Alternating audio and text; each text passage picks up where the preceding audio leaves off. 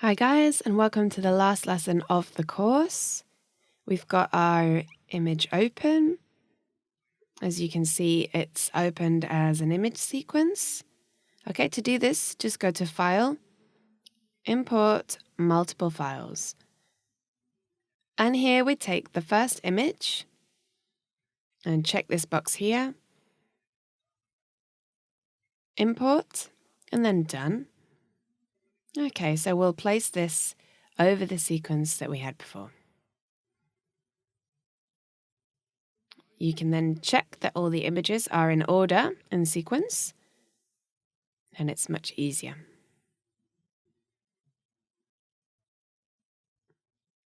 Now we have two copies here. We can start with the first one. If we go here to Effects, you get lots of different options. Let's take a look at what we can use. We could start to adjust the colors. We could use balance, first of all, and then see what else we could adjust to improve the scene.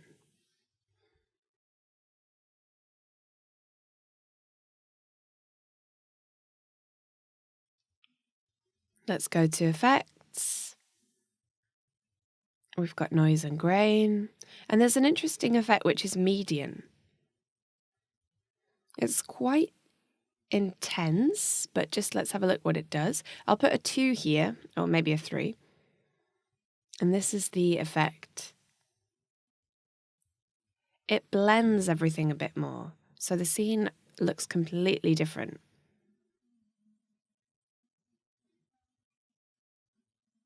If we put this on top of the other layer, see? Let's go back to Effects.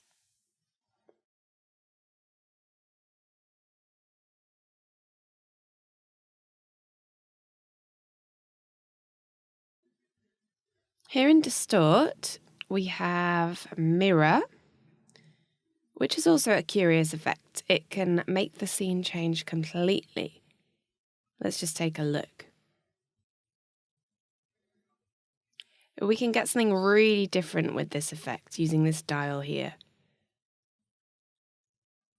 Now, it looks like a lake.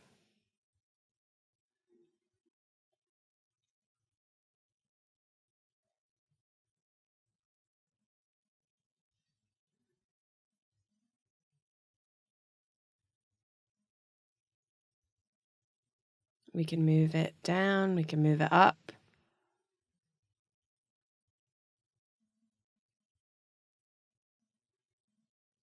We can move the center, put it somewhere else, like this.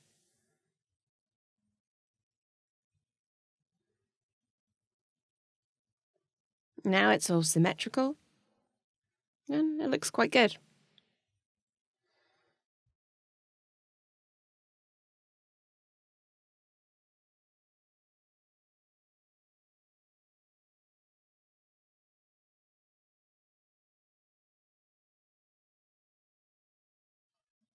So it's just about testing out different things and experimenting to see which combinations you think look better.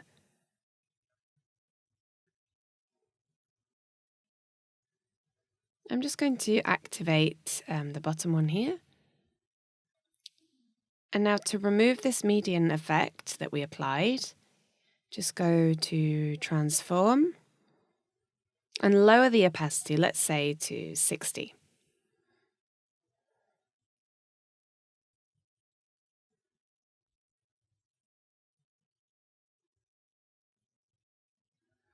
If we want to mix the two, we can then pre-compose the layer. So select both, go here to pre-compose. Okay, give it a name and select OK. So now this is a kind of folder or layer folder, as you can see here. I'm just going to remove this color finesse here. I'll remove this. These were just tests that I did earlier.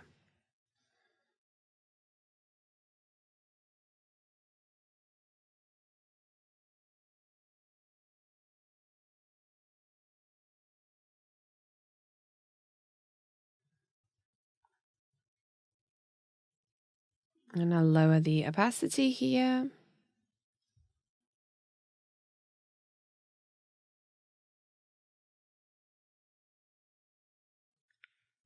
And now again, pre-compose, name it and select OK.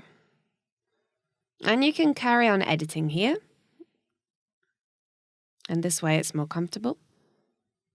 And the effect we added is now part of this pre-composition. We can add another effect, like a curve. And with this we can adjust the lighting and the contrasts.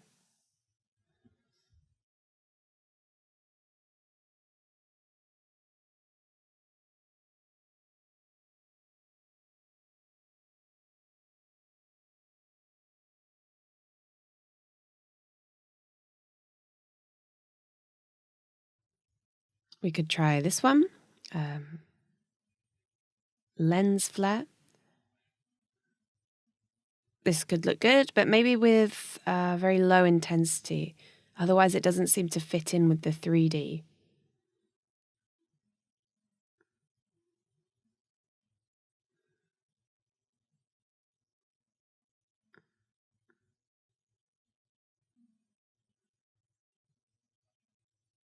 Okay, it's just a bit, but it's enough.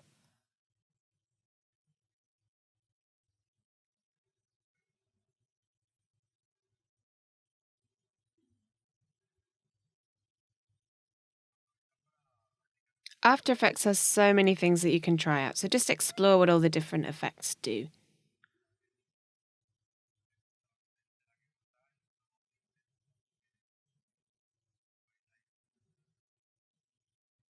Let's try out the glow.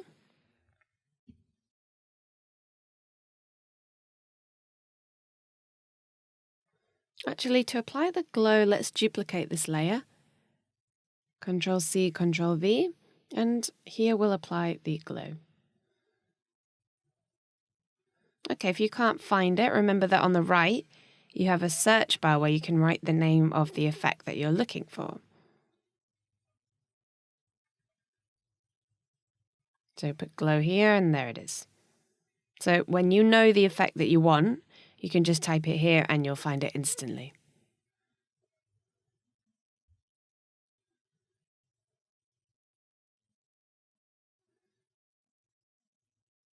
We can adjust these values here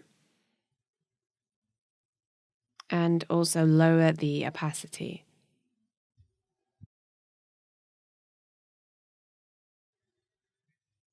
The changes are barely noticeable sometimes, but it's starting to have the look that I want.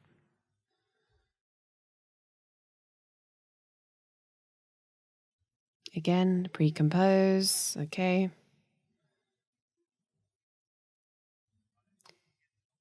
Before we continue, let's go quickly here to the color finesse that I had open earlier. Let's open this here. And this is just a tool to adjust the colors and the saturation. You can just play around with it.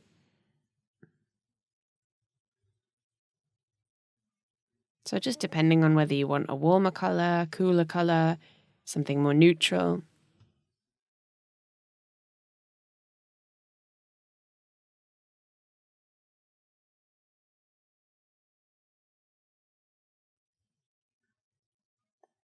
So see how it changes when I adjust these?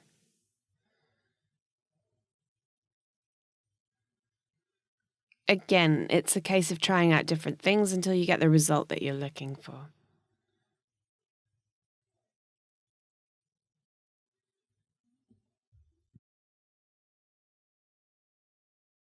Let's go back to effects.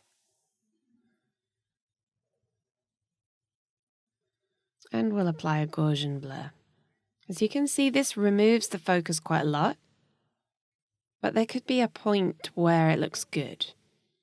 It might add to a sense of speed to the scene.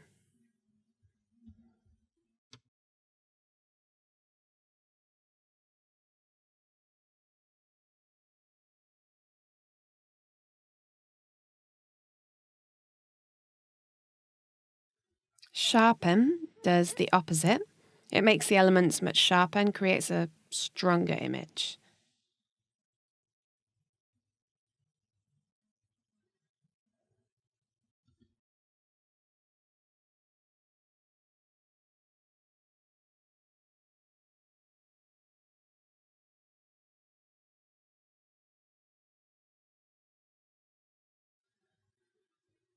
So we'll have it out of focus, but also a little sharp too. I want the two effects to work together.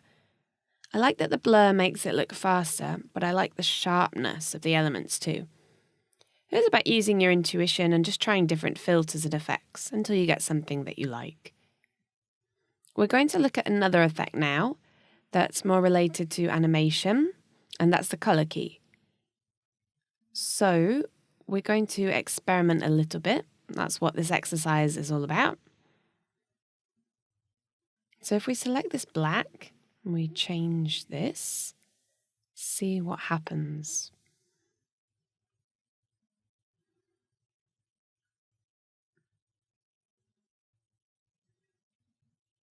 Then if we press here, go to frame 4, lower this to 0.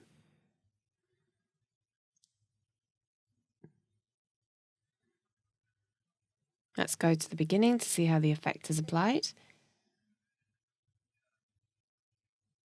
And we get this animation here.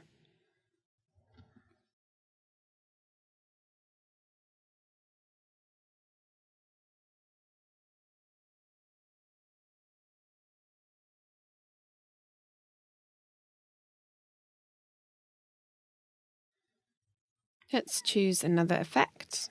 I think we'll go for the mirror again. We tried to apply it earlier, but I wasn't so sure if I liked it.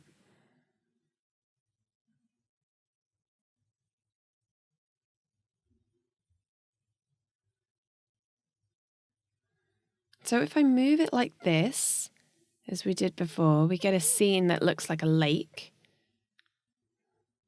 But if I move it the other way, we get more of a cave or a tunnel, which also looks quite cool.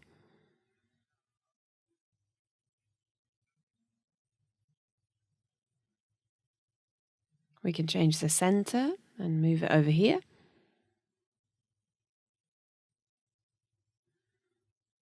Just adjust it to where you want.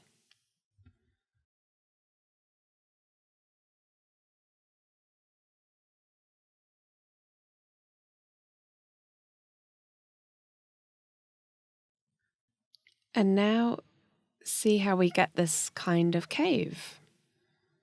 We went from an open path to more of a tunnel using the mirror effect.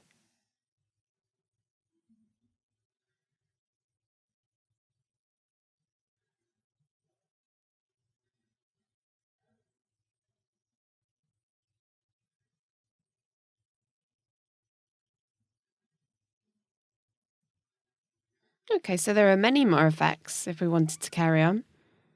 We could make another layer, lower the opacity, Control-C, Control-V. We could add another effect to this layer.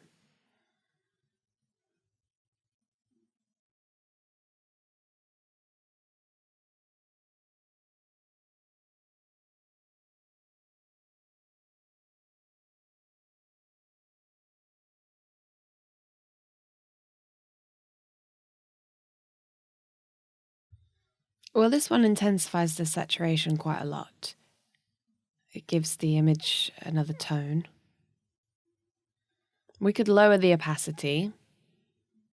I like how it looks, but I think it needs to be subtler. Okay, I think that looks a bit better.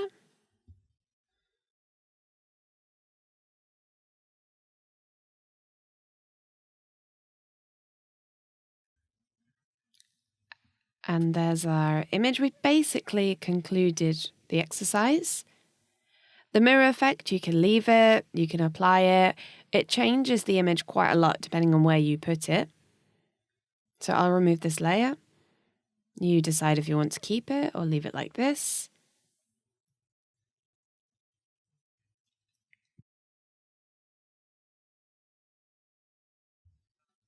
So now our video is ready to export.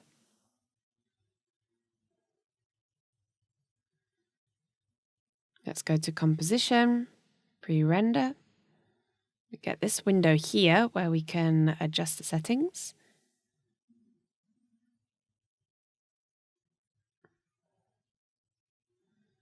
So open it. This is all fine as it is.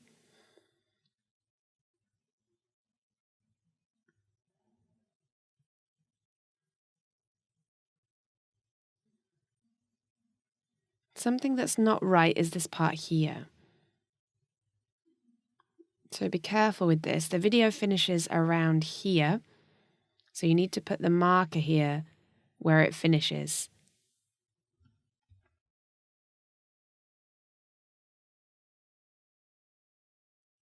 So again, Composition,